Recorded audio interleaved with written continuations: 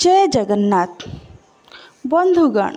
आज आसतु आमे माने जानिबा कोटि विश्वर मौड़मणि तथा ओडिया जातिर जीवन रेखा श्री जगन्नाथ किए किपर भाव पूजा पाती एवं तांकर स्थिति कौन, आमर जगन्नाथ संस्कृति कौन एवं विश्व आम जगन्नाथ संस्कृति किपरि महान। जगतर नाथ श्री जगन्नाथ हिंदू और बौद्ध मानक द्वारा ओडिशा तथा समग्र विश्व में पूजित देवता। जगन्नाथ चतुर्था मूर्ति भावे जगती अर्थात रत्नवेदी उपरे भाई बलभद्र, भौणी सुभद्रा और चक्रराज सुदर्शन सहित उपवेशन करी पूजा पाउछंती। पुरी रे बड़ पंडा मानक द्वारा से पूजा पाई थांती। मतवाद अनुसारे जगन्नाथ प्राय 1 सहस्राधिक वर्ष धरी वर्षर 12 मासरू 11 मास हिंदू देवता विष्णु रूपरे और 1 मास छद्म भाव बुद्ध रूपरे पूजा पाई आसुछंती।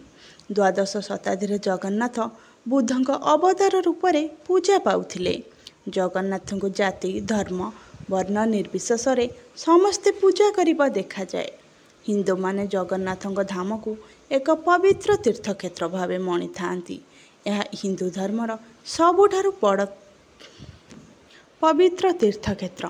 पवित्र चारिधाम मध्य एक प्रधान धाम भाव भारतर पूर्व उपकूल रे जगन्नाथ पुरी रे अवस्थान करिछंती। जगन्नाथ उपाधि होउची देव अर्थात विष्णु उपाधि। तांको वासस्थानर नाम होउची नीलाचल।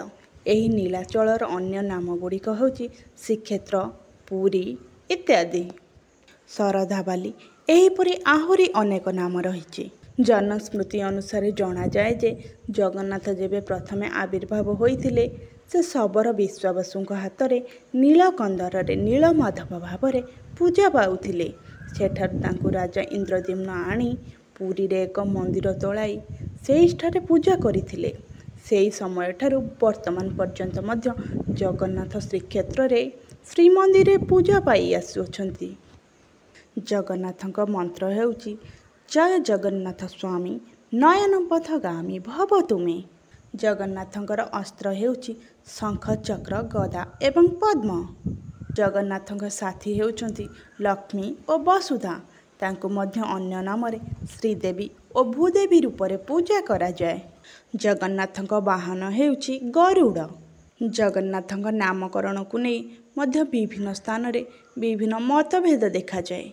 किंतु विशेष भाव में देखा गले व्याकरण दृष्टि जगन्नाथ शब्दर अर्थ जगती। जगती शब्दर अर्थ हेउची सर्वोच्च स्थान अर्थात रत्नवेदी।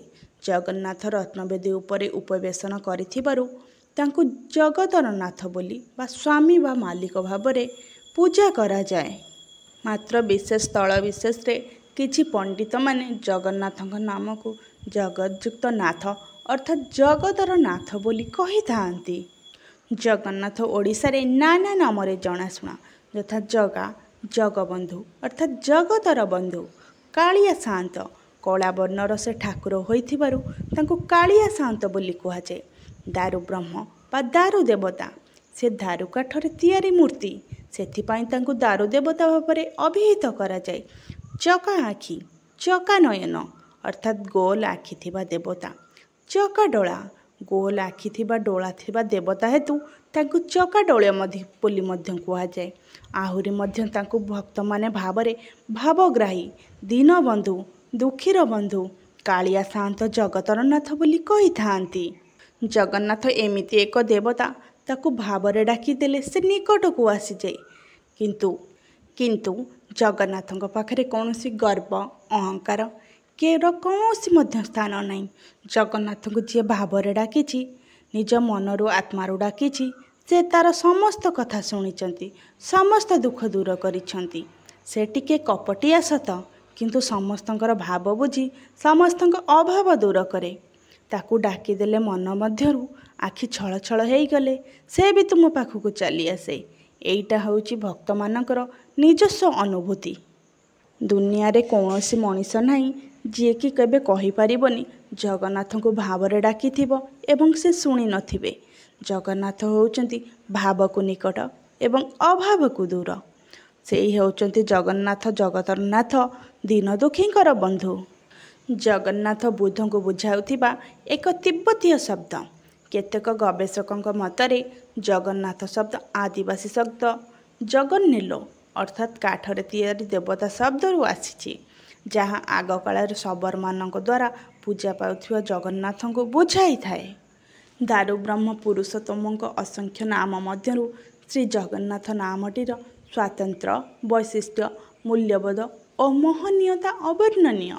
ଏହି ନାମଟିର ସ୍ମରଣ, ମନନ ଓ ଉଚ୍ଚାରଣ ମାତ୍ରେ ଭାବ ମହାଭାବରେ ରୂପାନ୍ତରିତ ହୋଇଯାଏ, ପ୍ରାଣ ଉଜ୍ଜ୍ୱଳିତ ହୋଇଯାଏ, ହୃଦୟରେ ବ୍ୟାକୁଳତା ଜାଗି ଉଠେ ଏବଂ ଭକ୍ତର ନୟନ ତାଙ୍କ ଦର୍ଶନ ନିମିତ୍ତ ଅଧୀର ହୁଏ।